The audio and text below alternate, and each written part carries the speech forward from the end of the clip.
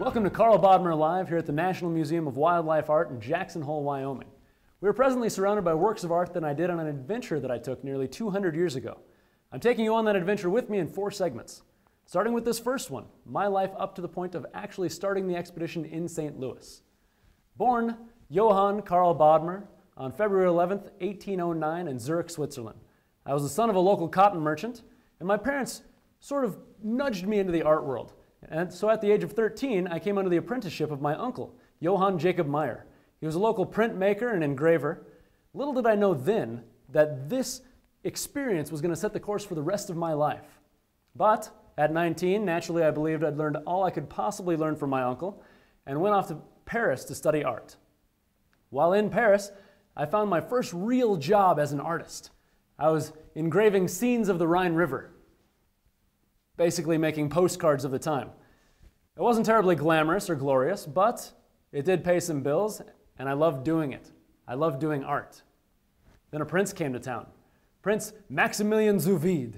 He was a Prussian naturalist, known to most as Prince Max. He'd taken an expedition through Brazil some years earlier, fairly successful, got to name a parrot, got to name some plants, various other things, and he hoped to sort of replicate this journey through western wild North America. So he came to Europe looking for an artist to accompany him, and he found me. I came highly recommended for landscape artistry and didn't really know much about painting people or animals. But my printmaking and engraving skills from long ago in my life came in handy now, because the prince's full intent was to take all of this information from this expedition and turn it into a book that he called the Atlas.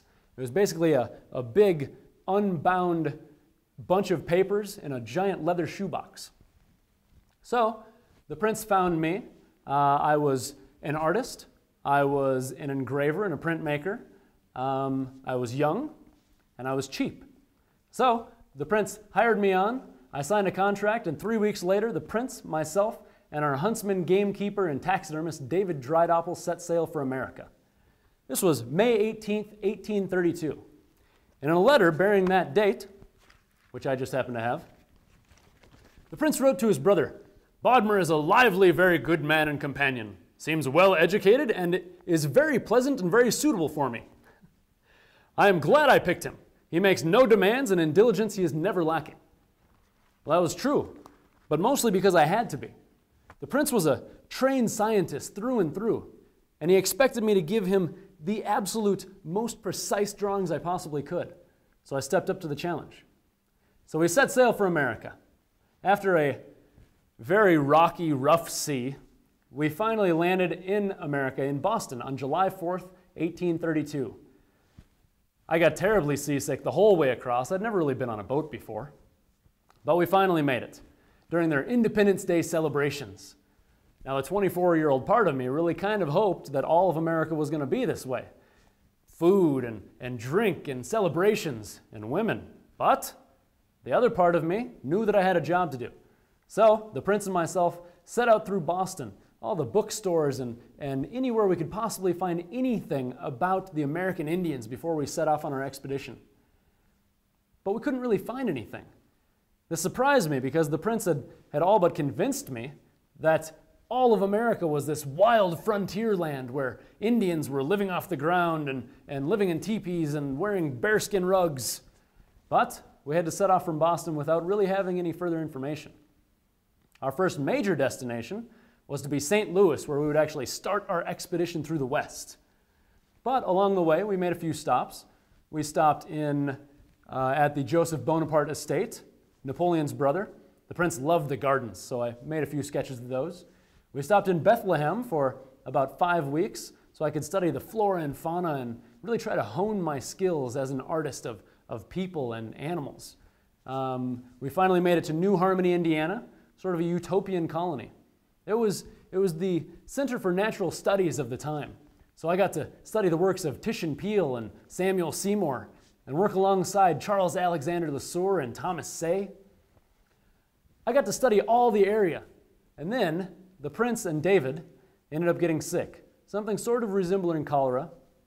So I took this opportunity to travel around the area, travel around the land, and sort of draw any animals and plants I could possibly find.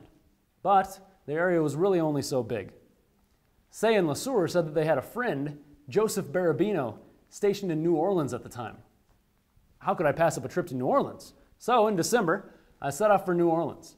Hung out there for a week with Joseph Barabino, Italian-American naturalist, friend to Say and LeSueur, and he introduced me to my first real American Indians. Not really what I'd expected. They were downtrodden and beaten up, sickly. The settlers had come in and just sort of taken over their land. And naturally, instead of the settlers getting into the ways of the Indians had to then settle to the way of the settlers. So, after not really finding anything in Boston about the Indians and now being in New Orleans and not really finding any actual Indians, I didn't really have much hope for this expedition. But I had a contract and I was already here. So I went back to New Harmony and we set out for St. Louis. We arrived in St. Louis in March of 1833, greeted by none other than William Clark of Lewis and Clark fame. He was working as superintendent for Indian affairs of the Western tribes at the time. And he introduced us to our first real American Indians. These guys were running around in loincloths and killing bison, exactly what we'd expected. Now our intent from St. Louis was to continue overland, as we'd already been coming from the East Coast, to continue overland to the Rocky Mountains and take our expedition that way. But William Clark said, guys, instead of that, why don't you just take the same path that me and Lewis took 30 years ago? Up the Missouri River, all the trading posts are already set up for you.